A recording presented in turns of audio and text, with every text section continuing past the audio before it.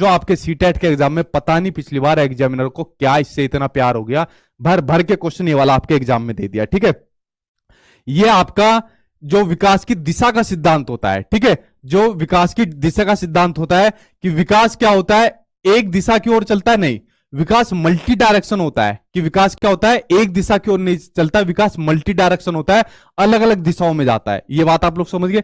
तो पहला जो एग्जामिनर के अकॉर्डिंग जो आपका ऑप्शन आता है कि विकास एक दिशा की ओर जाता है, ये पॉइंट आपका गलत है।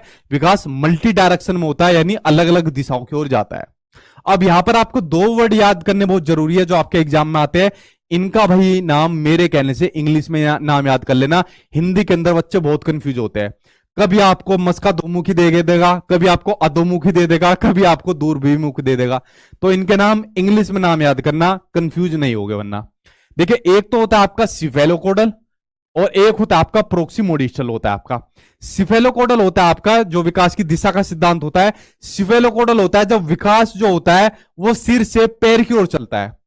इसमें कहा हुआ है ना कि विकास की दिशा का सिद्धांत, कि विकास किस डायरेक्शन की ओर चलता है। तो विकास की जो पहली जो डायरेक्शन होती है, जो दिशा होती है, वो होती है उसके सर से और उसके पैर की ओर चलती है। पहले उसके सर का विकास होगा, फिर उसके कंधों का, शोल्डर का विकास होगा, फिर नीचे चलते हुए और लास्ट में उसके पैरों का विकास होगा। आपने देखा होगा कुछ बच्चा जो होता है पहले रोना शुरू कर देते हैं, बोलना शुरू कर देते हैं, उसके बाद अपने हाथों को, कंधों को चलाना शुरू करेंगे, उसके बाद अपने हाथों को चलाना शुरू करेंगे, सबसे बाद में अपने पैरों को चलाना शुरू कर देते हैं। तो अगर कोई बच्चा इस तरीके से अपना विकास सिफेलोकोडल है, बताओ आपके अंदर कौन सा हुआ था? अब कुछ तो बता देंगे कि सर मेरे अंदर ये वाला था। अरे गधोश टाइम पर आपको कैसे पता होगा कि कैसे हो गया? ठीक है। दूसरा होता है आपका प्रोक्सीमोडिस्टल होता है।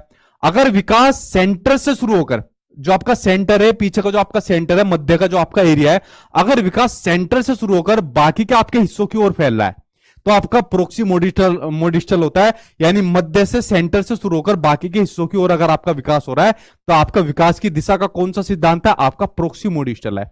तो ये विकास के जो डायरेक्शन के जो सिद्धांत है, दिशा के जो दो सिद्धांत है, बड़े महत्वपूर्ण आपके सिद्धांत है। ठीक है, तो बताओ कौन से सिद्धांत है? अभी भी बता दोगे?